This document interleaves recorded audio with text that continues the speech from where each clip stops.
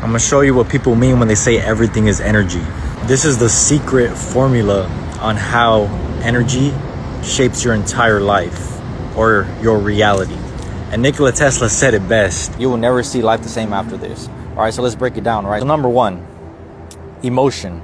What is emotion? Emotion is energy in motion. So you can kind of visualize it as energy moving around. And once it moves around, right, it goes from emotion to vibration, right? And what is vibration? You can kind of visualize it as energy moving in a certain shape, and every shape that it makes, it's a different emotion. And then from your vibration, it goes into frequency. And this frequency is basically what you do frequently. So if you're carrying this state of being, aka an emotional state, for a very long period of time, it becomes your frequency.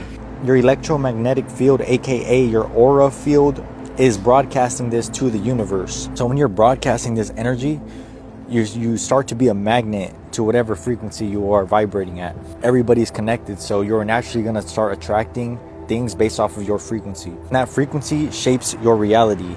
So when you tune into different frequencies, you are tuning into different versions of yourself and different realities.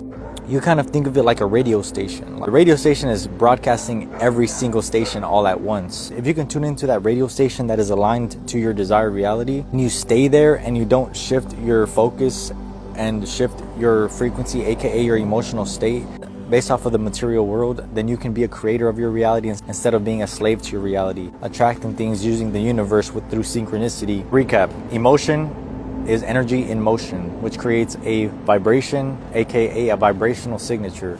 From vibration, it goes into frequency, and then from frequency, it goes into your reality. If you really understand that, you realize that you don't attract what you want, you attract what you are. Shift your state of being, and you will shift your reality. Change the signal that you're putting out there, and the universe will match it.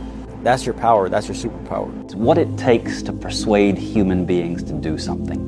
The first is logos. Logos is reason. People need to understand the reason why they should act, the benefits for them. The important thing here is that the benefits need to be from their point of view. So the speaker needs to understand what is the assumptions, what are the beliefs of the audience, and start from there, not from the beliefs of the speaker. The second is ethos. Who is the speaker? Why should the audience be listening to you? What is your credibility?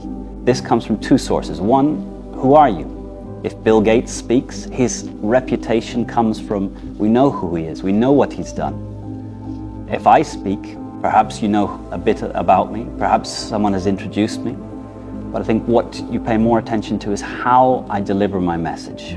But even if you've got logos, you've got the reason. Even if you show that you're someone credible to listen to, ethos, if the audience do not feel pathos, if they do not feel an emotion while you speak, they're not going to change. And pathos is emotion. Pathos is the audience feeling an emotion related to your theme. It might be anger, it might be envy, it might be friendliness. So logos, ethos, and pathos together is what will result in an audience taking action when you finish speaking. A confident person doesn't have to talk fast and doesn't talk high. Right? I remember the first arrest I made, and I said, "Stop! This is the FBI." My voice was, nobody was going to stop. Nobody. Nobody. And the guys that were with me said, "Joe, you got to work on your voice. You have to have a command voice." Well, a command voice is down. Like, stop right there. I'll give you an example. You talk to most executives, and you say, "No, that's not acceptable. It's too high." No is always said down. No. Are we gonna? No. That sounds like a complete sentence. As a renowned neuroscientist and neurosurgeon, what does your daily manifestation routine look like? Can you walk us through it? Sure. Now, you have to understand, I've been meditating for well over 50 years. So in some ways, that becomes the habit, right?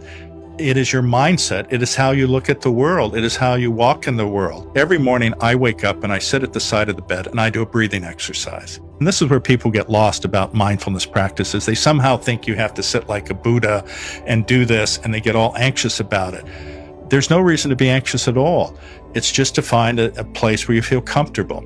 And then I go through this breathing exercise of slowly breathing in for 4 to 6 seconds, holding it for 4 to 6 seconds, slowly letting it out through the mouth. And then that shifts me into the parasympathetic nervous system, or strengthens where I'm already at. And then I think of the joy and awe of being in this world. And I just sit with that for a minute or two. And if I'm centered looking through that lens, then that actually creates the environment for me to manifest, because I am in the right mindset. I'm calm, I'm thoughtful, I'm thinking about others, I'm not self-focused. And the very nature of that allows me to manifest. In the evening, all of us have goals, all of us have intentions, and you can prioritize them from ones that are mildly important, moderately important, incredibly important, and the time frames.